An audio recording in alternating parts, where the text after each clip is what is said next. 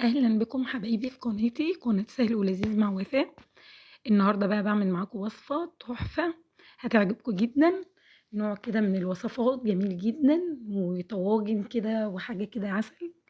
جربيها لأي حد عايز يجرب الوصفة دي من غير أي مجهود، سهلة وبسيطة وهتتعمل معاكِ بكل سهولة.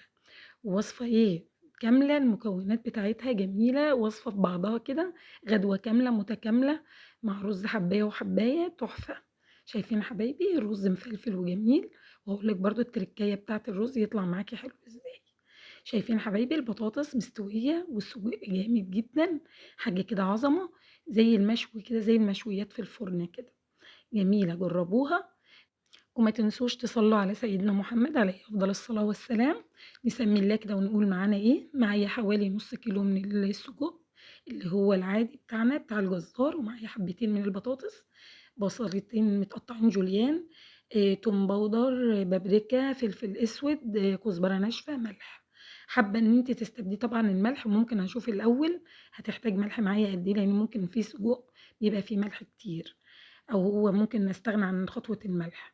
معايا كده وطماطم طبعًا متقطّعة حوالي طماطمتين. هابدأ كده الرز أنا باعمله في أول حاجة عشان يبدأ على ما أخلّص السجق يكون استوى، باحمّر حفنة كده من الرز، حوالي كوباية من الرز، حوالي كيلو رز أنا عاملاه، وأبدأ أحمّره لحد ما ياخد معايا اللون. التركاية الحلوة إن أنا أسيبه لحد ما ياخد معايا اللون اللي هو الدهبي الغامق، بحيث إن هو هيفتح كده بعد ما هاسويه، ومعلقة من الملح، وهابدأ أحط مقدار الرز بتاعي مقداره مَيّة، ده اللي بيبقى أصلح حاجة إن الرز معاكِ يطلع جميل.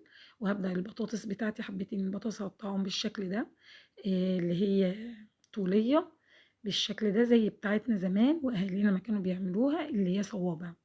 وهابدأ كده بالشكل ده، طبعًا لا هارقّقها أوي ولا هاتخنها أوي، هاخلّيها معتدلة بحيث تستوي معايا بأسرع وقت. السجق معايا برضه نفس الطريقة هاقطّعه، وبرضه هاعمل لكم طريقة السجق البيتي في القناة إن شاء الله، تابعوني هتشوفوا وصفات جميلة باعملها وهتتبسطوا منها جدًا. معايا فلفل برضه مقطّعاه، ناسية أقول على الفلفل. أنتِ حابة تحطّي في الوصفة فلفل، طماطم، بصل، حابة تحطّيه كده بالطماطم بس، بيبقى جميل برضه للناس اللي ما بتحبش البصل. هابدأ كده أدّي له تشويحة على النار بمعلقتين من الزيت. حابة في الخطوة دي لو أنتِ مش حابة تحطّي زيت بس هيلزق معاكِ بعض الشيء، إنما الزيت بيخلّيه ما يلزقش، بس ما تكتّريش زيت، برضه الوصفة تكون صحّية وجميلة معانا، لإن هو كده هينزّل دهون. وبعد كده بدأت كده شوّحته تشويحة حلوة.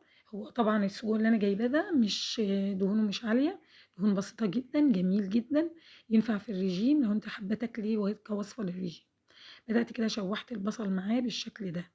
هانزل بخطوة الفلفل، حابة تحطّي فلفل ألوان بيبقى جميل برضه، حابة تحطّي فلفل حامي، اللي أنتِ حاباه هتحطّيه، والوصفة جميلة هتبقى معاكِ تحفة. بدأت شوّحته واديته التشويحة التمام مع الخضار بتاعي. هابدأ أنزل بقى بالحاجات اللي بعد كده اللي هي البطاطس.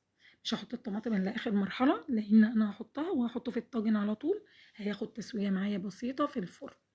بدأت كده قلّبت البطاطس مع السجق، ياخد برضه مع التوابل كده. هابدأ أنزل بالتوابل بتاعتي، وخطوة خطوة كده أنزل بالتوابل بحيث برضه البطاطس تتشوح، وبعدين الطماطم، وهابدأ بقى التوابل كده تتشرب معاه مع مَيّة الطماطم. وهابدأ بقى أنا ما بازوّدش في الوصفة دي صلصة طماطم ولا يعني صوص طماطم، أنا باحط بس حوالي كوباية من المَيّة على معلقتين من الصلصة، أو معلقة من الصلصة حسب ما أنتِ حابة. وهابدأ الرز كان استوى معايا أثناء ما أنا حاطة الطاجن، هاقول لِك دلوقتي هاعمل إيه.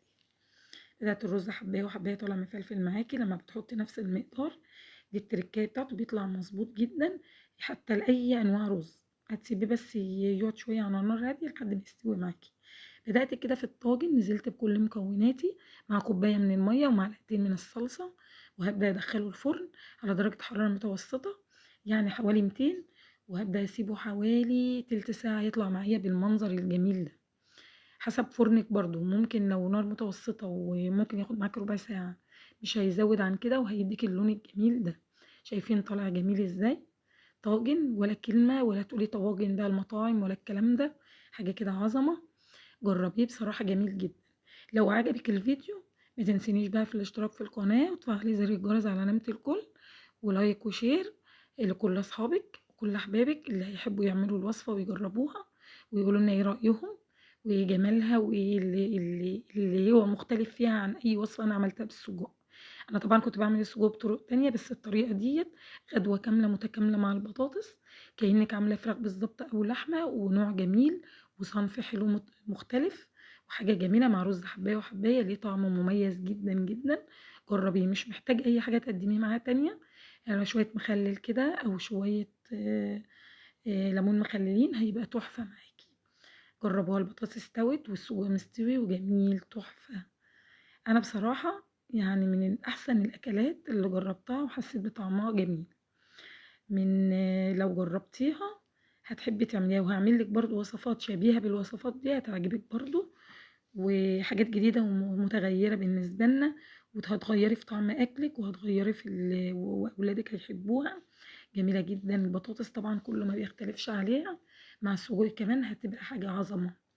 جرّبوها وحاجة كده ريحة مميزة ما شاء الله ولا ألذ من كده.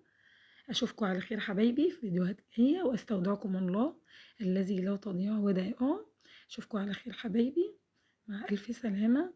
إن شاء الله أقابلكم في الفيديو الجاي إن شاء الله.